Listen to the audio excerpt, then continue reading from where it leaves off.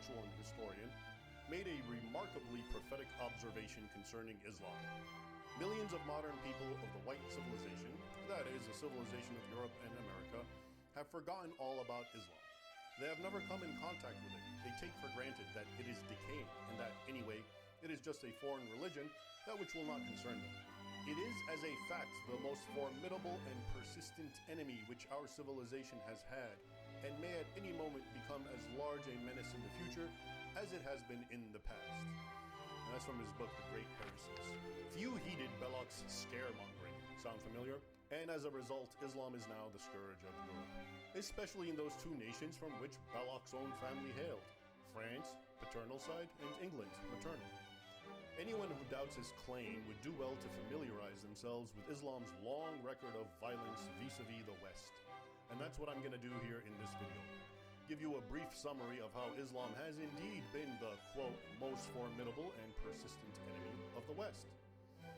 Actually, because I use this quote in my book, Sword and Scimitar, I'm also going to trace this long history of hostility around the most pivotal battles between Islam and Christendom, as I did in the book. Okay, according to Islamic history, in 628, the Arabian founder of Islam, Muhammad, called on the Eastern Roman Emperor, Heraclius, the symbolic head of Christendom at the time, to recant Christianity and embrace Islam. The emperor refused, jihad was declared, and the Arabs invaded Christian Syria, defeating the imperial army at the pivotal Battle of Yarmouk in 636.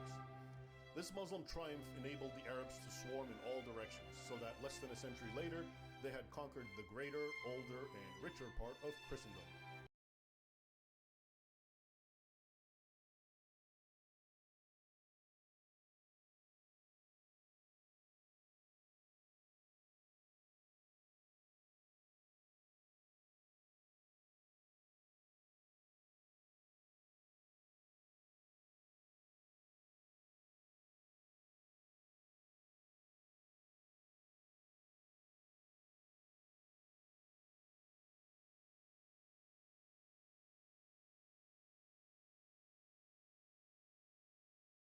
Entire Middle East, Egypt, and all of North Africa.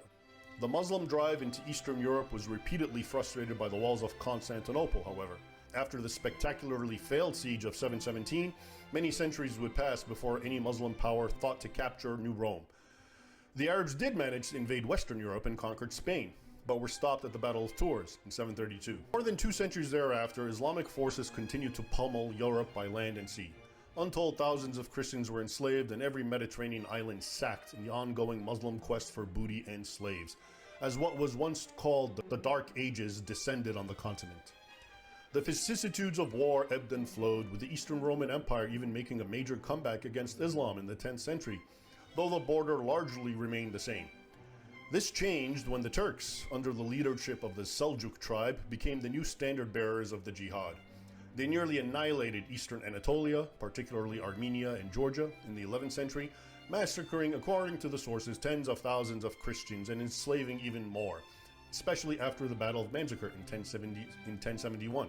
At that point, they overran Asia Minor, engaging in even more atrocities, including the systematic destruction of thousands of churches, again, according to the sources. By then, however, Western Europe's military might had so matured that when the Pope, Urban II, called on the Knights of Christendom to come to the aid of the Christian East, the First Crusade was born. Western Christians marched into the beast's lair, defeated their adversaries in several encounters, and managed to establish a firm presence in the Levant, including in Jerusalem, which they recaptured in 1099, only to lose it less than 100 years later after the fateful Battle of Hattin in 1187. And a little over a century after that, in 1291, the Crusaders were eliminated from the Middle East. But if it failed in the East, the Crusade succeeded in the West. A handful of years after the aforementioned Muslim invasion and conquest of Spain around 711, fugitive Christians holed in the northern mountains of Asturia began the Reconquista, the Reconquest. By 1085, it had proven effective enough to prompt 2 new Muslim invasions from Africa to counter it. Again, the ebb and flow of war dominated the landscape, but by 1212, at Las Navas de Tolosa, the Battle of Las Navas de Tolosa, Spain's indigenous Christians gave Islam its death stroke, so that by 1252, it was confined to tiny little Granada at the southernmost tip of the Iberian Peninsula. Around that time, a violent but relatively short-lived Mongolian storm overwhelmed much of the East. Both Christians, notably Russians and other Slavs, and especially Muslims, were pummeled. A new Turkish dynasty arose from the Seljuk ashes, the Ottomans, whose identity revolved around the concept of jihad more than any of their predecessors, which is saying something, renewed Islam's perennial war on Christendom.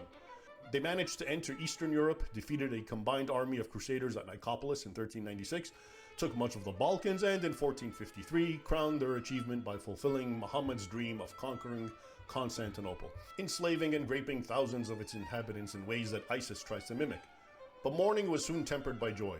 To the west, Spain finally conquered Granada in 1492, thereby snuffing out Islam as a political power altogether. To the east, the most overlooked chapter of Muslim-Christian conflict was also coming to an end. The Russians, who had lived under distinctly Islamic rule for nearly 2 centuries, finally cast off the so-called Tatar yoke in 1480. Even so, the Ottomans continued to be the scourge of Christendom. They made inroads into Europe, reaching but failing to capture Vienna in 1529, and sponsored the sea-borne jihad originating from North Africa.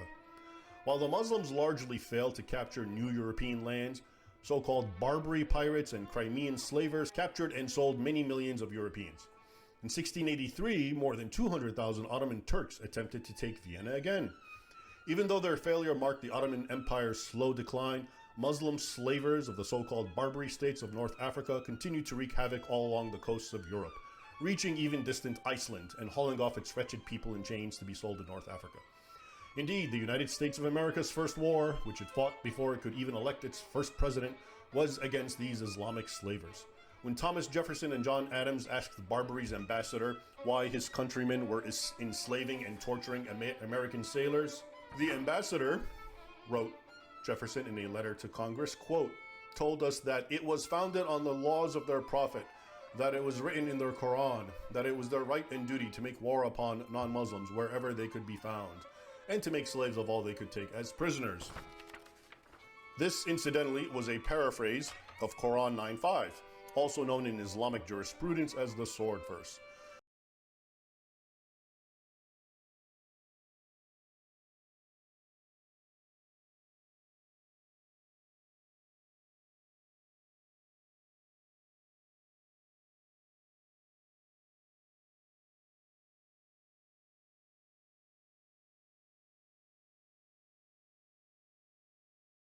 Europe's final triumph over the Barbary states in the early 1800s ushered in the colonial era. By 1900, most of the Muslim world was under European control. By 1924, the more than 600-year-old Ottoman Caliphate was abolished, not by Europeans, but by Muslim Turks, as the latter sought to emulate the successful ways of the West. Islam was viewed as a spent force and virtually forgotten until recent times when it re-emerged again. Such has been the true and most general history between the Islamic and Western worlds. This map should give you an idea of how far-reaching and multi-tentacled this perennial jihad was. The darkest green shading represents Christian nations that were permanently conquered by Islam. The lighter green shading represents those Christian nations that were temporarily conquered by Islam, sometimes for centuries, as in Spain, Russia, and the Balkans.